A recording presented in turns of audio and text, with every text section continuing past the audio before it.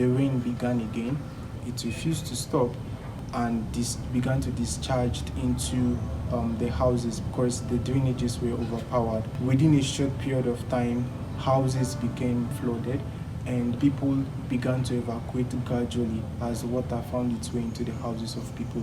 This is really personal to me. It is no new news that one of the reasons why these floodings are happening is because the rainfall pattern is changing, and the rainfall pattern is changing because the climate itself is changing.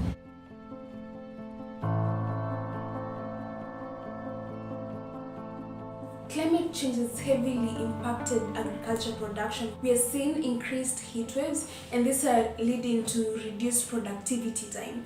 And at the same time, we are also experiencing extreme weather conditions such as prolonged droughts and also flooding. And these together are leading to crop failure, animals dying, and also lives being lost at the same time.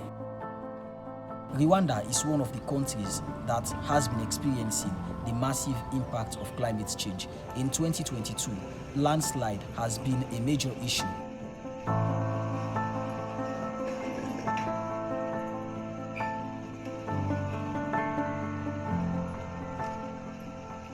The most affected here who are impacted directly by climate change are farmers, because they depend on this water catchment to use it as a means of irrigation for their farming and for their crops.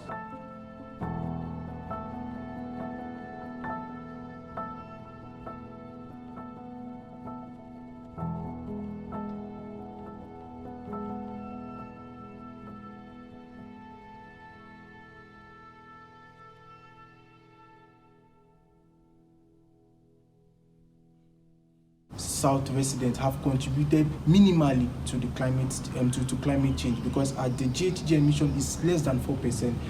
Countries like China and also the US have contributed massively to these emissions, which have caused climate change, which have resulted to this flooding, which is impacting local communities such as mine in Nigeria. My recommendation is an increase in finance support to this local community. Loss and damage finance should become a mainstay in climate change negotiation.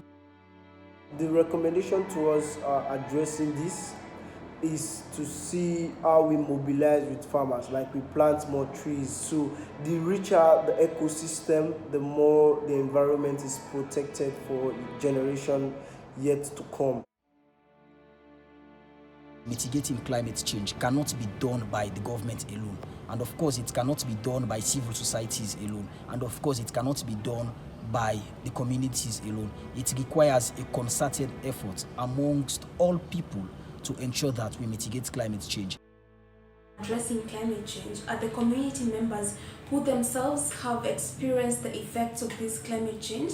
They're trying to plant trees for them to be able to influence and change the microclimate in these areas. We have so many solutions being created, so many brilliant solutions being created, but most of them are universal. So for us to be able to address this issue at the community level, we need to customize these solutions according to whatever these communities are going through. We all have a key role to play towards the fight against climate change. Collective effort is all we need, from the youth to the elderly to the government to local NGOs and also the private sector.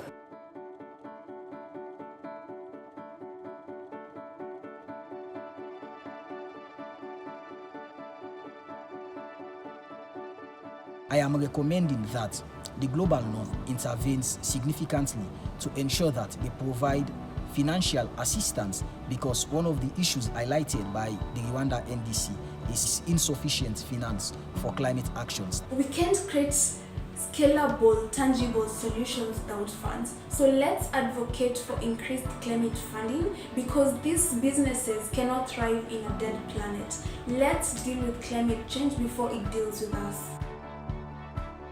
Loss and damage finance should be a major discussion, because we cannot talk about long-term 20-30 years mitigation strategies when communities are suffering and people are dying and losing their livelihoods in Nigeria, in Rwanda, in my own community.